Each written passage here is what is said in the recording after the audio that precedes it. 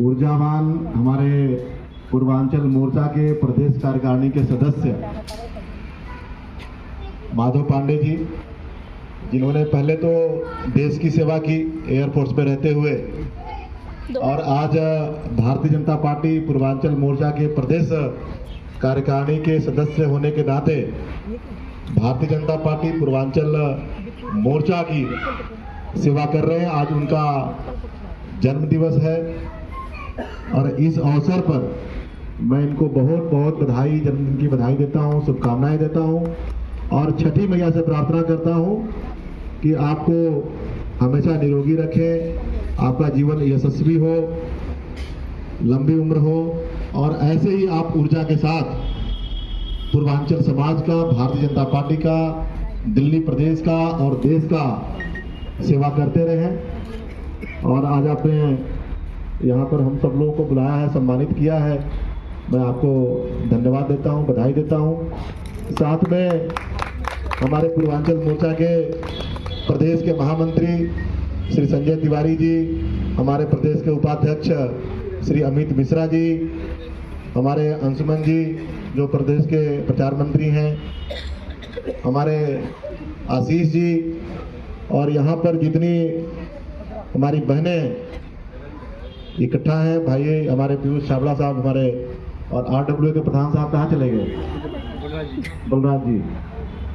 तो देखिए कितना बड़ा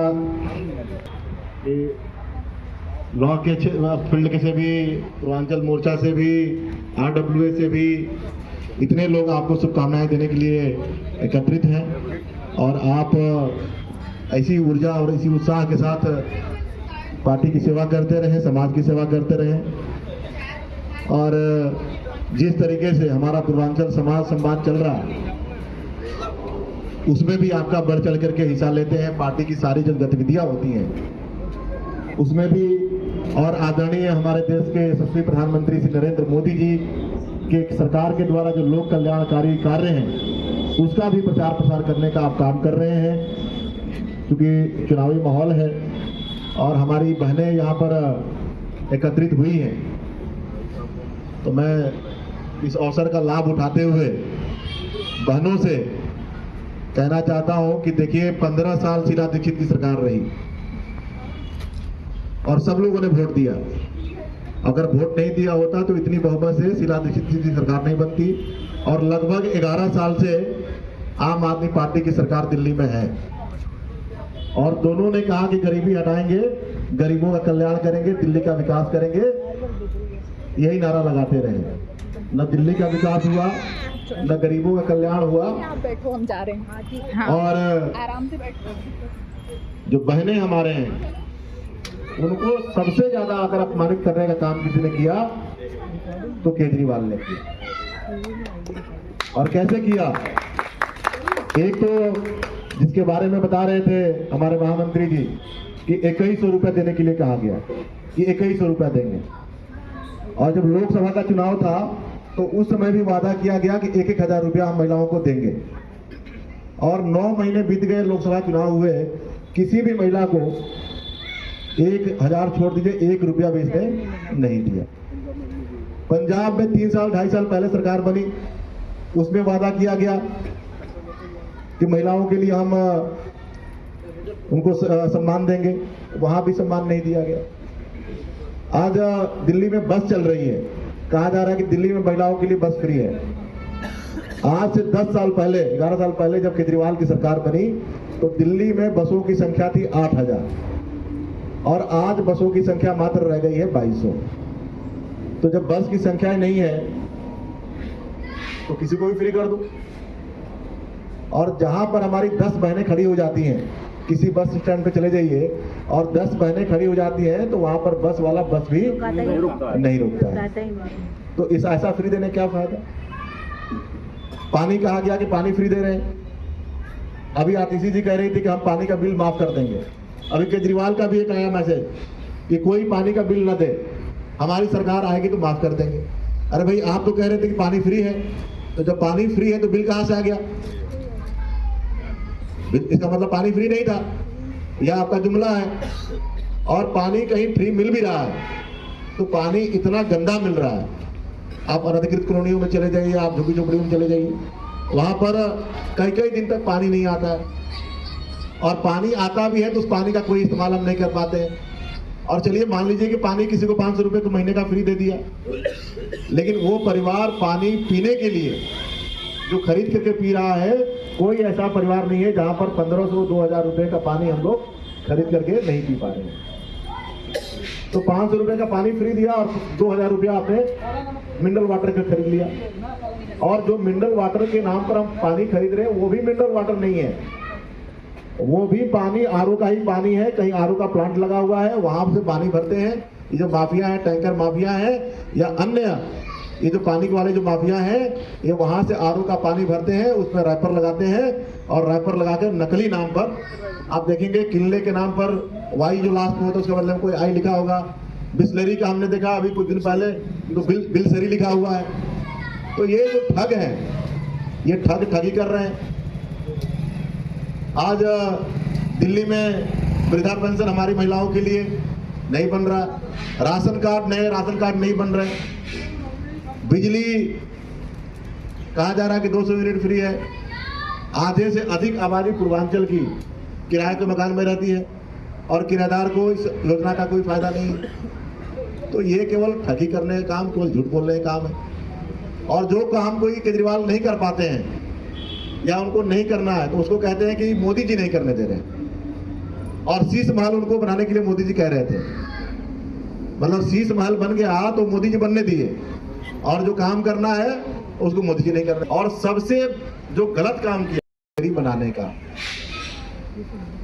ज्यादातर पूर्वांचल समाज के लोग हैं या किसी भी समाज के लोग, कहीं से भी लोग आते हो, उत्तर प्रदेश, बिहार, झारखंड से आते हो या उत्तराखंड से आते हो, हरियाणा से आते हो, पंजाब से आते हो, मध्य प्रदेश से आते हो, राजस्थान से आते हो, दिल्ली के किसी भी कोने में लोग आते हैं एक अपने बेहतर जीवन की तलाश में, अपने बच्चों के भविष्य के लिए लोग दिल्ली आते हैं और अपनी संस्कृति, अपनी आस्था को की रक्षा के लिए लोग दिन रात प्रयत्नशील रहते हैं। और इसने क्या किया, पैसा कमाने के लिए दिल्ली को शराब की नगरी में बनाने का प्रयास किया। और क्या कहा कि महिलाएं जब शराब खरीदने जाएंगी तो उनको 30% का डिस्काउंट देंगे। मतलब अगर 100 रुपए की शराब है, अगर महिला खरीदने जाएगी तो उसको 70 रुपए में ही मिलेगा। अब जिसके परिवार में किसी व्यक्ति को शराब की लत लग जाए और उसके पास पैसे की कमी हो, तो वो अपने घर की महिला को भेजेगा कि जाओ शराब मेरे लिए खरीद कर लाओ, क्योंकि 100 रुपए की शराब 70 रुपए में मिलेगा। तो ये हमारी संस्कृति को भी खत्म कर रहा। और कहा कि महिलाओं को भी हम शराब पीना सिखाएंगे और महिलाओं के लिए पिंक बार खोलेंगे। और महिलाएं क्योंकि शराब नहीं पीती हैं, तो महिलाएं कैसे शराब पिए, उनको हम विदेश से बुला करके, महिलाओं को बुला करके उनको ट्रेनिंग देंगे कि महिलाएं कैसे शराब पिए। तो इससे बड़ा शर्म की क्या बात हो सकती है। हमारी घर की जो महिलाएं हैं आज अपनी संस्कृति की रक्षा के लिए, अपने बच्चों के भविष्य के लिए, इस तरह की नारकीय जीवन में, जहां पर सड़कें खराब हो, जहां पर नालियां जाम लगी हुई है, जहां पर सीवर की व्यवस्था नहीं है, पैदल चलना दुभर है, और गांव से भी खराब स्थिति में दिल्ली में रहने के लिए लोग मजबूर हैं। इस उम्मीद से कि हमारे बच्चे को अच्छा यहाँ पर विद्यालय मिलेगा, अच्छा पढ़ाई मिलेगा, अच्छा स्वास्थ्य की सुविधाएं मिलेंगी, लेकिन वो भी नहीं मिल रहा है। और उसके ऊपर क्या किया जा रहा है कि हमारी संस्कृति को खराब करने का प्रयास किया जा रहा है कि सब लोग दारूबाज बन जाएं। जो 15,000, 20,000, 25,000 रुपए कमा करके जो अपना परिवार चलाता है, वो शराब पिए, घर में आके अपनी पत्नी से लड़े, और जो पैसे उसके बच्चों के कल्याण के लिए, उसके बच्चों के पढ़ाई के लिए लग सकते थे, वो सारा का सारा पैसा चला जाए शराब में, और वो परिवार बर्बाद हो जाए, और वो केवल इनके आश्रित रहे, वोट इनको देता रहे, केजरीवाल को वोट दे, और केजरीवाल जी पैसा कमाएं, भ्रष्टाचार करें, और 8,500 करोड़ रुपए जो जमुना जी की सफाई पर खर्च कर दिए, और जमुना जी गंदी गंदी रह गई। जो छठ पूजा पूर्वांचल समाज का जमुना जी के किनारे होता था, वो जमुना जी किनारे बंद हो गया। और क्या नारा दिया कि जमुना जी किनारे छठ पूजा पूर्वांचली करते हैं तो जमुना जी गंदी हो जाती है। और 4-5 साल से, कोरोना के बाद से जमुना जी पे छठ नहीं हो रहा, तो अब जमुना जी गंदी क्यों है? तो ये हमारी आस्था पे चोट कर रहा है, हमारी संस्कृति पे चोट कर रहा है। और जो नारा था कांग्रेस का कि गरीब को गरीब रखो और उसको कुछ ना कुछ चारा डालते रहो और शासन में बने रहो, उनके वोट लेते रहो, उसी धारा पे ये केजरीवाल चल रहा है। और इसने और एक काम क्या किया, जो सबसे खराब काम किया, कि दिल्ली में सुनियोजित तरीके से सरकार के संरक्षण पर, आम आदमी पार्टी के संरक्षण पर दिल्ली में रोहिंग्याओं को और बांग्लादेशियों को बचाने का काम किया। उससे दो नुकसान हुआ। एक तो जितने सट्टेबाजी काम हो रहा है, जितने अपराध काम हो रहा है, जितने चेन स्नैचिंग, झपटमारी, अपहरण और जितने गंदे काम हो सकते हैं, अनैतिक काम हो सकते हैं, वो आम आदमी पार्टी के नेताओं के सर पर ये सारे रोहिंग्या और बांग्लादेशी करते हैं। दूसरा, जो काम पूर्वांचल के लोग या प्रवासी किसी भी प्रदेश से आते थे, जिन कामों को करते थे, चाहे वो सब्जी बेचने का काम हो, चाहे वो रेहड़ी पटरी पर फल बेचने का काम हो, चाहे वो प्लम्बर का काम हो, चाहे वो मैकेनिक का काम हो, चाहे अन्य छोटे मोटे काम जिसको कर करके हमारे प्रवासी पूर्वांचल समाज के लोग करते थे, उन कामों पर धीरे धीरे ये बांग्लादेशी और रोहिंग्या है उनका कब्जा होता गया। जिन स्कूलों में प्रवासियों के बच्चों की पढ़ाई होनी चाहिए थी, उन स्कूलों में रोहिंग्या और बांग्लादेशियों के बच्चे को एडमिशन मिल रहा है। जिन अस्पतालों में पूर्वांचल के प्रवासियों के लोगों का इलाज होना चाहिए था, वहां पर आज बांग्लादेशी और रोहिंग्याओं के परिवार का इलाज हो रहा है। क्यों? क्योंकि उनको आम आदमी पार्टी का संरक्षण मिला है और आम आदमी पार्टी के नेता उनको सहायता दे करके उनके बच्चों का एडमिशन कराते हैं, उनके अस्पतालों में इलाज कराते हैं। तो ये हमें हर तरीके से मारने का प्रयास कर रहा है। इस बात की चिंता करना हम सबका कर्तव्य है।